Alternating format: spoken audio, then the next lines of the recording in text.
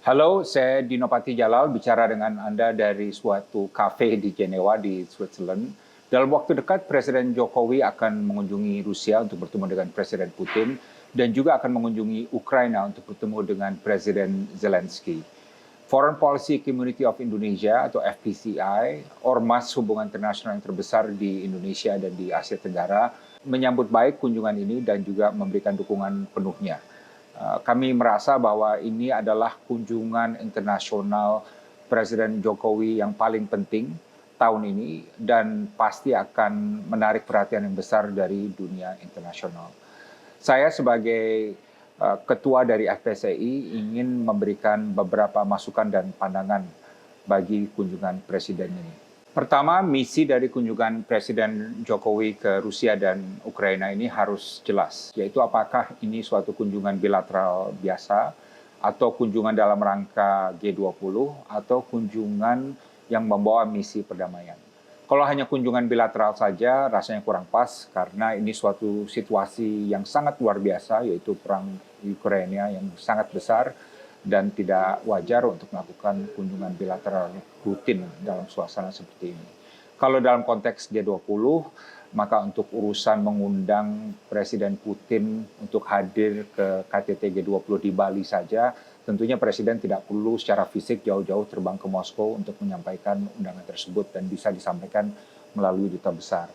Karena yang paling pasti adalah kunjungan ini adalah suatu kunjungan misi perdamaian Indonesia untuk membantu mengakhiri konflik Rusia dan Ukraina yang sekarang telah membuahkan perang yang besar.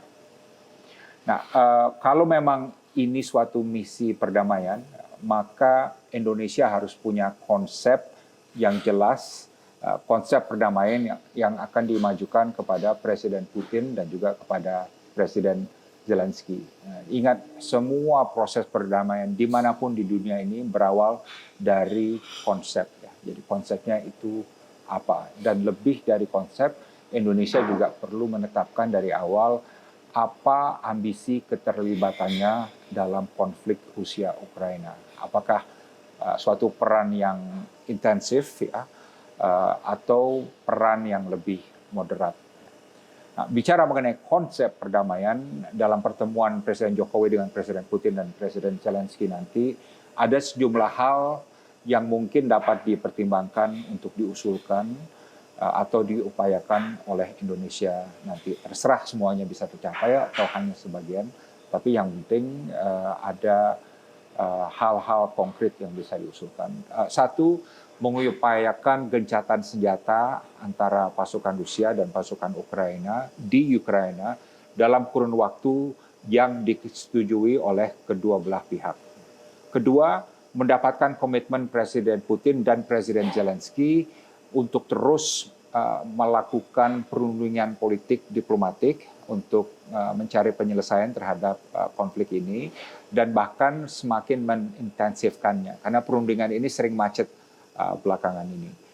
Ketiga, mengupayakan komitmen Presiden Putin agar pasukan Rusia tidak melakukan pelanggaran hak asasi manusia di Ukraina dan juga tidak melukai penduduk sipil. Nah, ini suatu hal yang sangat mendasar bagi Indonesia sebagai bangsa yang memperjuangkan hak asasi manusia dan bangsa yang berfilosofi Pancasila.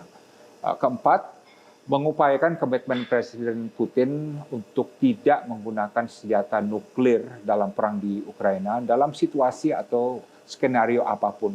Nah, ini penting kenapa? Karena sampai sekarang Presiden Putin masih belum secara sangat jelas 100% menyatakan tidak akan menggunakan senjata nuklir. Bahkan siaga nuklir Rusia telah ditingkatkan.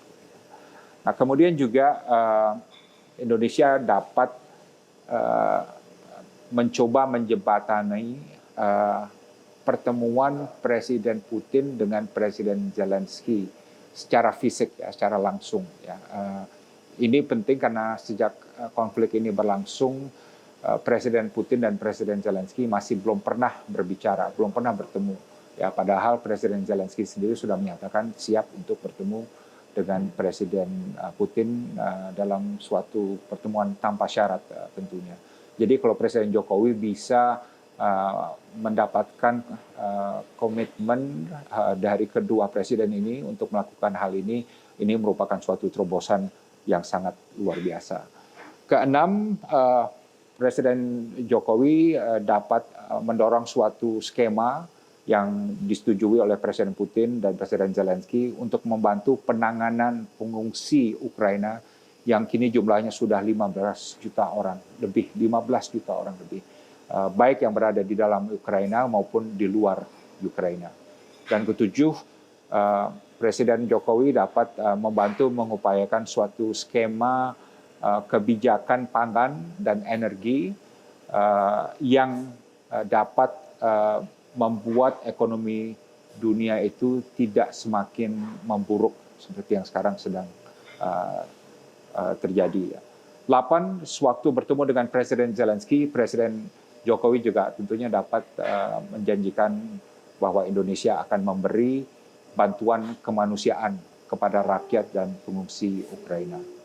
Dan 9, sewaktu bertemu dengan Presiden Putin, Presiden Joko Widodo juga perlu hati-hati sekali untuk menghindari berbagai hal yang dapat disalahartikan bahwa Indonesia memberikan legitimasi terhadap invasi Rusia di Ukraina. Dan juga akan lebih baik sekali apabila Presiden Joko Widodo bisa mendapatkan penegasan dari Presiden Putin bahwa serangan militer Rusia terhadap Ukraina tidak dimaksudkan untuk menaklukkan Ukraina, apalagi mencaplok Ukraina, dan juga jaminan dari Presiden Putin bahwa aksi militer ini akan berakhir dalam waktu dekat. Kalau ada penegasan secara prinsipil aja mengenai hal-hal ini, maka ini akan sangat membantu penanganan konflik ke depan dan juga akan diapresiasi oleh dunia internasional. Presiden Joko Widodo juga menurut saya perlu menyampaikan secara gamblang dalam pertemuan dengan Presiden Putin bahwa aksi militer Rusia di Ukraina ini telah banyak mengakibatkan kerugian terhadap ekonomi global dan banyak negara di dunia ini, dan juga menyusahkan ekonomi Indonesia dan rakyat Indonesia sendiri, terutama dampaknya bagi situasi pangan dan energi di dalam negeri. Jadi demikian hal-hal yang mungkin bermanfaat bagi kunjungan Presiden Jokowi ke Rusia dan Ukraina. Sebelum berangkat, menurut saya Presiden Jokowi perlu berkoordinasi dengan Sekjen PBB Antonio Guterres dan juga dengan Presiden Turki Erdogan, karena mereka adalah dua pihak yang selama ini sangat aktif mencoba untuk menjembatani atau mencari solusi dari konflik Rusia dengan Ukraina yang sekarang ini. Dan koordinasi ini penting agar sebelum berangkat Presiden sudah ada pandangan mana hal-hal yang sudah dirintis oleh Sekjen PBB atau Presiden Turki, dan mana hal-hal yang masih buntu, dan mana hal-hal yang bisa digarap dan mungkin bisa menjadi celah atau peluang bagi Indonesia untuk membantu proses perdamaian ini. Dan saya juga menganjurkan kepada para pembantu Presiden, terutama Kementerian Luar Negeri, agar dapat memberikan talking points yang lebih tajam kepada Presiden. Selama ini butir bicara yang diangkat ke Presiden cenderung sangat abstrak, sangat umum, dan juga sangat kadang-kadang filosofis gitu ya. Misalnya perang itu menyengsarakan, atau kedaulatan itu perlu dihormati gitu ya. Sebagai juru damai nanti, bahasa yang digunakan perlu dalam bentuk bahasa yang praktis dan bahasa lapangan yang mencerminkan situasi di medan perang yang sangat kompleks. Dan kita tahu bahwa di dalam negeri Presiden Jokowi kalau bicara dengan rakyat Indonesia selalu bicara praktis, lugas, tegas, jelas, dan belak-belakan. Dalam konflik Ukraina ini, Presiden Jokowi juga di luar negeri perlu bicara seperti itu.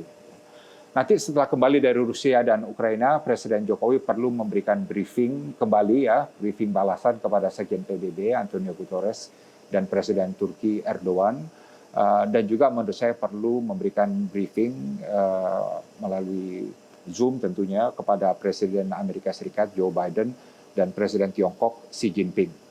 Dan juga menurut saya perlu memberikan briefing kepada Presiden Dewan Uni Eropa Ursula von der Leyen.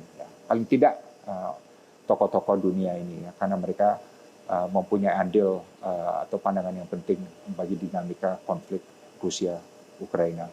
Presiden Jokowi juga perlu menulis surat kepada seluruh pimpinan ASEAN untuk memberikan update kepada mereka atau penjelasan mengenai hasil kunjungan ke Rusia dan Ukraina. Dan saya yakin hal ini pasti akan diapresiasi oleh para pemimpin ASEAN. Dan akhirnya Indonesia perlu untuk memastikan atau memikirkan apakah misi perdamaian yang sekarang sedang dirintis oleh Presiden Jokowi ini merupakan suatu hal yang one-off, sekali saja terjadi, atau suatu hal yang berkelanjutan, berkesinambungan. Jadi ada follow-up atau hal-hal yang terus akan dilakukan ke depan. Semua proses perdamaian, semua konflik kalau mau diakhiri memerlukan suatu penanganan yang fokus, yang serius, dengan komitmen yang total. Tidak terkecuali konflik Rusia-Ukraina. Jadi kalau Indonesia ingin serius, ingin merintis sebagai juru damai dalam konflik Rusia-Ukraina ini, maka menurut saya Presiden Joko Widodo perlu menunjuk seorang sutradara atau seorang special envoy yang bisa secara khusus dan secara fokus mengurus peran Indonesia dalam konflik Rusia-Ukraina setelah kunjungan Presiden ini. Karena kalau tidak bisa terbengkalai masalahnya dan tidak terurus, dan itu akan sayang sekali. Demikian pandangan dan masukan saya Dino Patijalal. Semoga masukan-masukan saya ini bermanfaat bagi pemerintah dan juga bagi publik. Terima kasih.